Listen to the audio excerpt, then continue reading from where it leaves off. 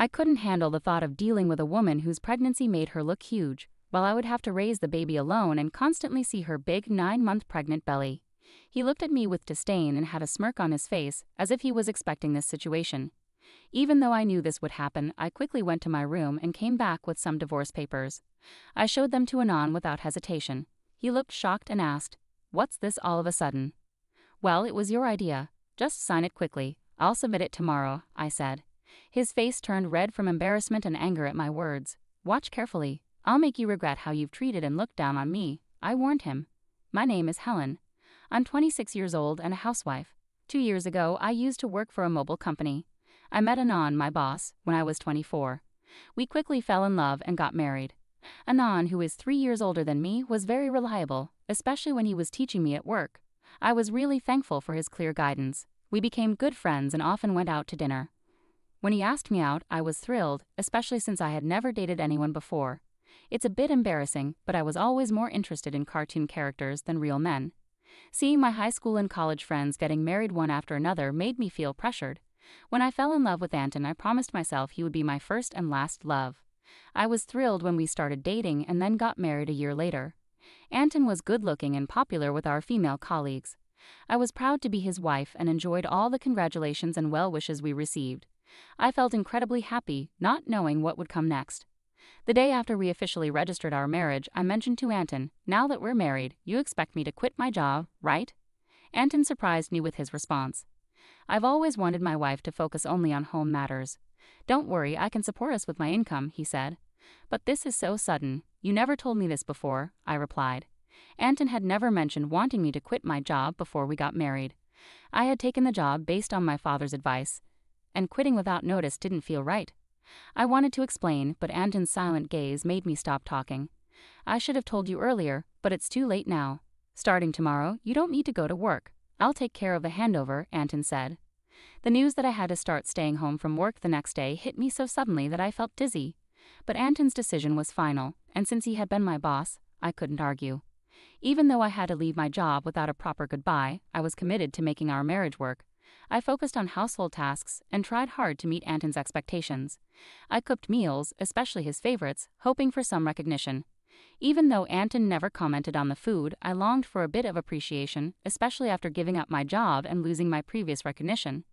One day I asked Anton, "Is my jacket clean? I have an important meeting tomorrow." "Yes, of course," he replied, showing his old-fashioned and commanding side.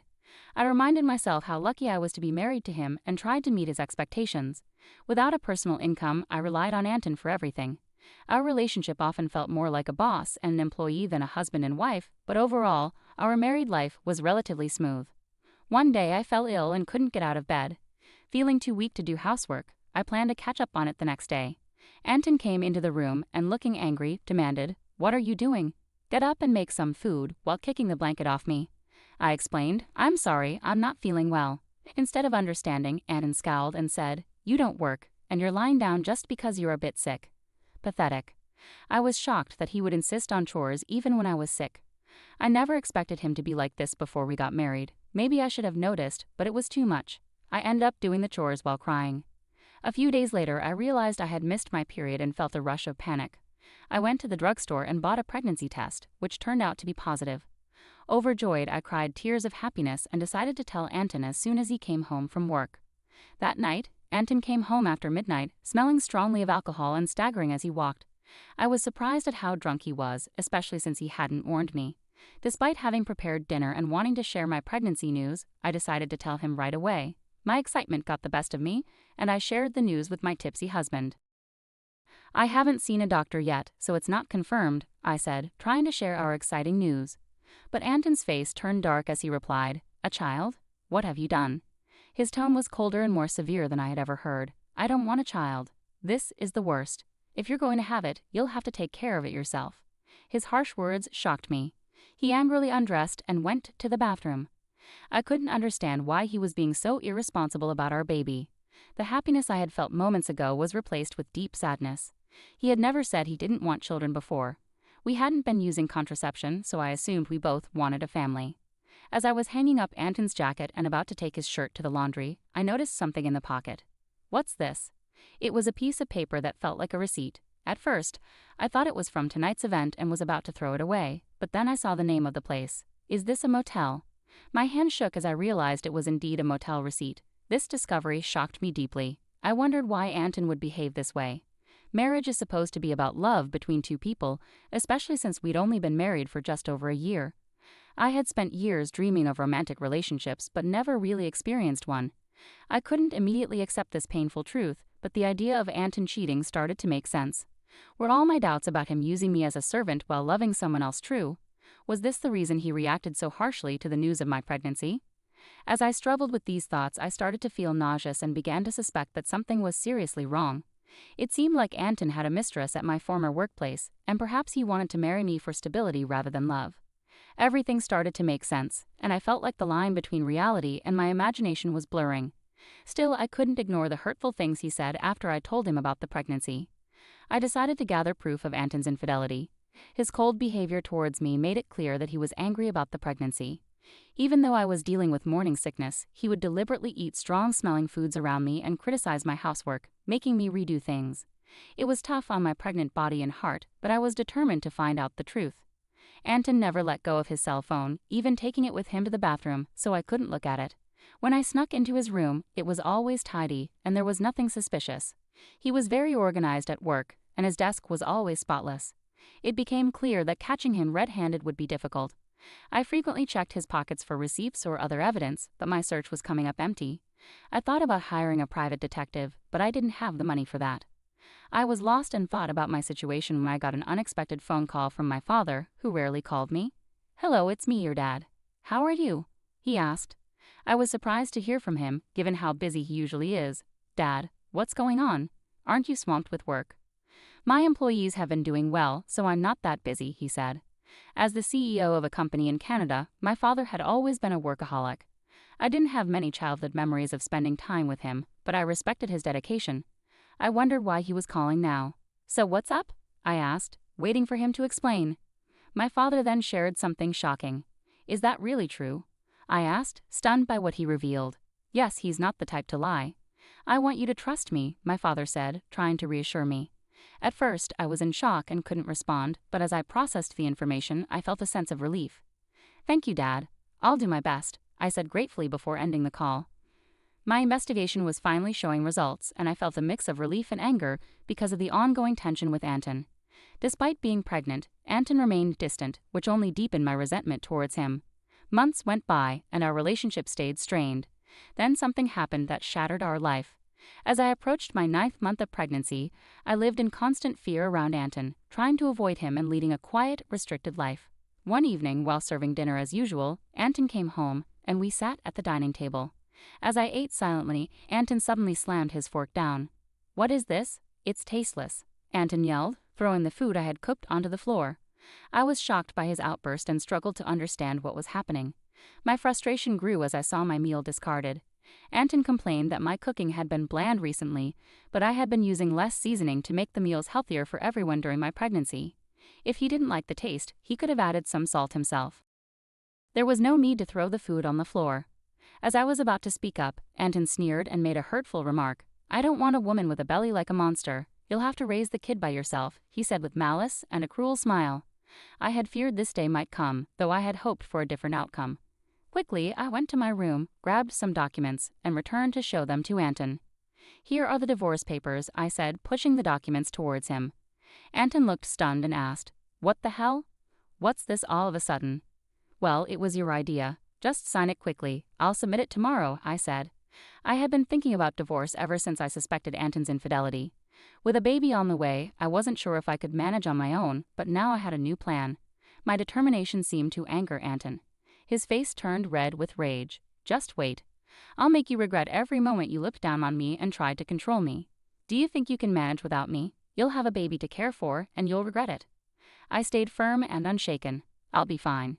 Don't worry about me," I assured him. Maybe annoyed by my resolve, Anton grabbed the divorce papers and started filling them out.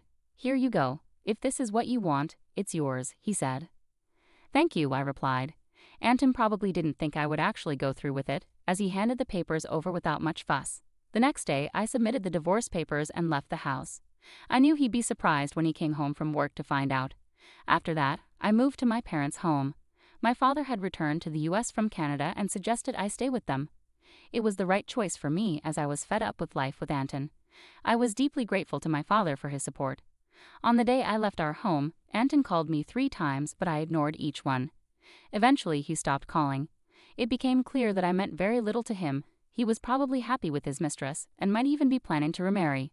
I decided to move on from Anton. 6 months later, I had a baby who was born safely, and I was living happily with my parents. While enjoying this peaceful life, Anton called me again. At first, I ignored his calls, but after he persisted, I had no choice but to answer. "Hello, what do you want now?" I asked, tired of his calls. "Hey, what's going on? Why were you on that show? And since when are you the daughter of a CEO with millions of dollars?" Anton's voice was filled with surprise and anger. It turned out he had seen a TV show about my family's lifestyle, which aired after I moved back with my parents. After returning to my family's home, I was approached by a TV station because of my father's role as CEO of a major global tech company. The show featured the luxurious lifestyle of CEO families, and they filmed at our house, discussing our family's wealth, which was estimated at around $10 million. I never expected Anton would see that show, but the reach of television is truly powerful. "Oh, by the way, I didn't mention that I inherited $33 million, which is why I was able to divorce you," I said. My father had told me about this inheritance, and it gave me the confidence to live comfortably even after leaving Anton. Anton's reaction was immediate and furious. "What? That's unfair. Why didn't you tell me about this before? Half of it is mine, right? Give me the money now." I replied calmly, just as I suspected after seeing the show. "All you can think about is getting money from me. Gifts from parents aren't included in the property division, and don't forget your own actions." Anton looked confused and asked, "What are you talking about?" "I'm tired of your anger, Anton. You called me. You should know you can't blame me for what you did. You cheated, didn't you? With your new wife, who's a junior from your company? You started seeing her even before we were married," I said. Anton was clearly shocked by what I knew. I finally had the upper hand. "Did you think I wouldn't find out? My father has many connections in your company, and one of them told me about your affair. I haven't mentioned it before, but I will be demanding child support," I declared. Anton, still in denial, argued, "Stop kidding. Why should I pay child support? It's all your fault. You got pregnant on your own and didn't keep up with the housework. It's your fault." I was stunned by Anton's refusal to take responsibility and his blame shifting. I couldn't believe I had ever been married to someone so unreasonable. It was clear I had made the right decision to leave him. "Anton, I'm broke. My wife spent all my money, and now I'm in debt," he lamented, but I wasn't moved by his pleas. I was angry and incredulous at his refusal to acknowledge his mistakes.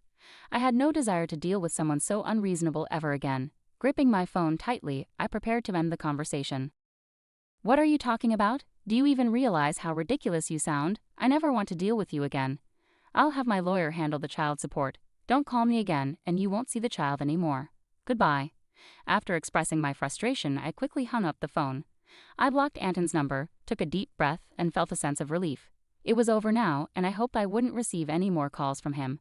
I was determined to protect my peaceful life. Just then, I heard my baby crying from the other room and rushed to comfort them. It turned out that Anton started paying child support every month. A former colleague of mine mentioned that Anton's new wife was a big spender, and he ended up using debts to cover his living expenses.